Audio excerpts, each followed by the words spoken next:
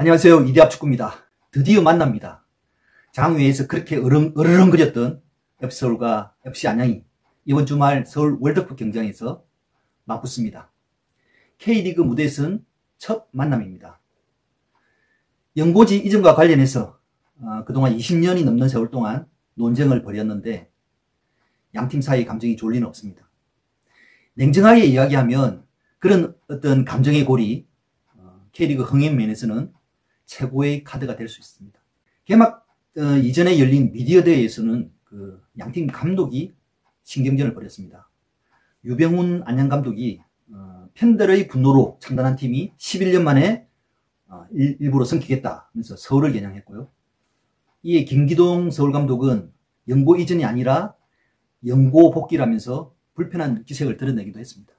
그렇다면 이런 양팀의 악연이 어떻게 시작됐을까요? 뭐 잘 알려진 사실이지만 좀 더 구체적인 역사를 알면 라이벌전을 관전하는데 도움이 될 것 같아서 제가 조금 설명을 드리겠습니다.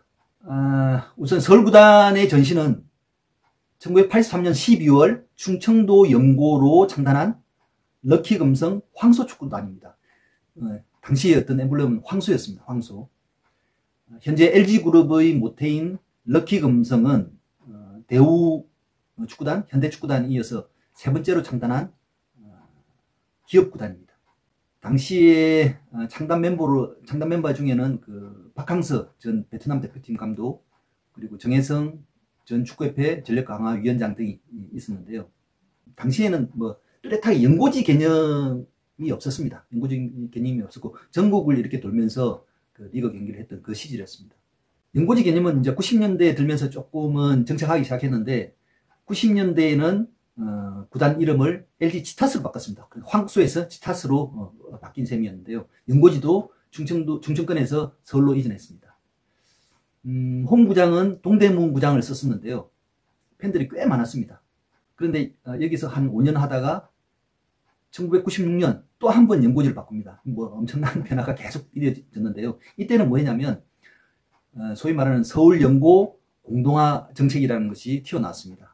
이게 뭐냐면 1996년 6월에 2002 월드컵 개최지 선정이 예정되어 있었는데 정부에서는 지방 축구 활성화라는 명분으로 서울에 연고를 두었던 LG와 일화와 유공 이 세 개 구단을 모두 지방으로 내려보냈습니다. 뭐 이들 구단이 순순히 받아들여서 지방으로 간 건 절대 아닙니다. 마지막까지 뭐 저항도 하고 버텼지만 정부에서 강력하게 밀어붙였습니다. 그래서 어쩔 수 없이 이 세 개 구단은 지방으로 갔습니다. 저도 그 1990년대 중반에 그 당시에 동대문 구장을 출입하면서 이들 세 개 구단의 어떤 경기를 지켜봤었는데요.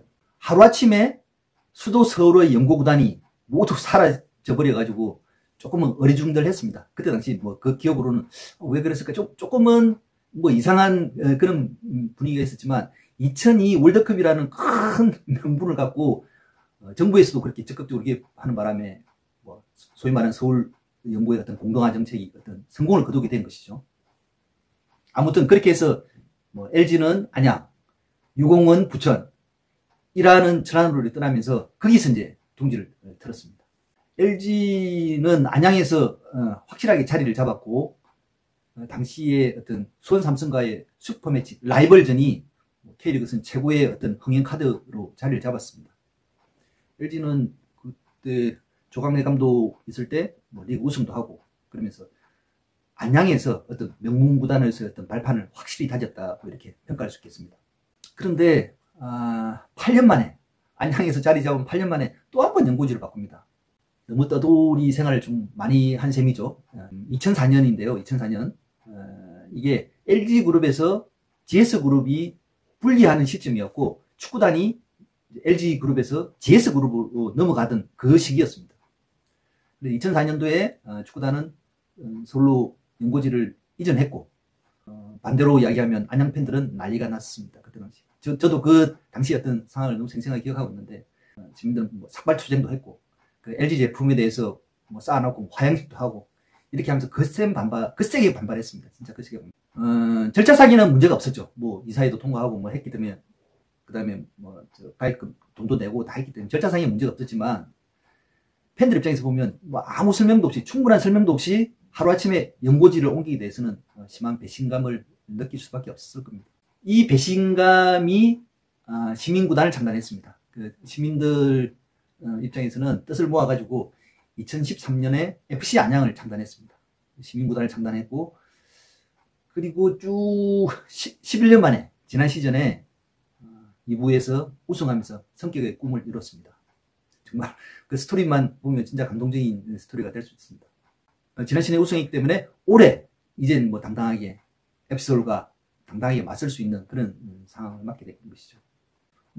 서울 입장에서도 물론 할 말이 있습니다. 진짜 서울 입장에서도 제가 이전에 말씀드렸듯이 계속 연고지를 옮겨왔기 때문에, 특히 그 복귀 과정에서 안양 팬들한테 상처를 준 거는 뭐 사실이지만, 원래 그 동대문 구장이 서울의 홈 구장이었습니다. 그래서 서울에서 안양으로 갔다가 다시 서울로 복귀했기 때문에 엄밀히 말하면 뭐 연고 이전이 아니라 연고지 복귀다, 이렇게 주장할 수 있겠습니다. 이렇게 긴 세월 동안 양팀 간의 논쟁은 이어졌습니다. 그리고 K리그에서는 우리 국내 축구에서는 뜨거운 화제였고요. 그런데 논쟁은 논쟁이고 경기는 경기입니다. 양팀 간에는 그동안 딱 한 번 맞붙었는데요. 2017년 FA컵 32강전에서 맞붙어가지고 서울이 이긴 바 있습니다. 하지만 현재의 분위기는 안양이 훨씬 좋습니다. 올 시즌 개막전에서 못다의 어떤 헤딩골로 디펜딩 챔피언 울산을 물리쳤습니다. 거의 극장골이었죠. 극장골. 후반 추가 시간에 골이 터졌으니까요.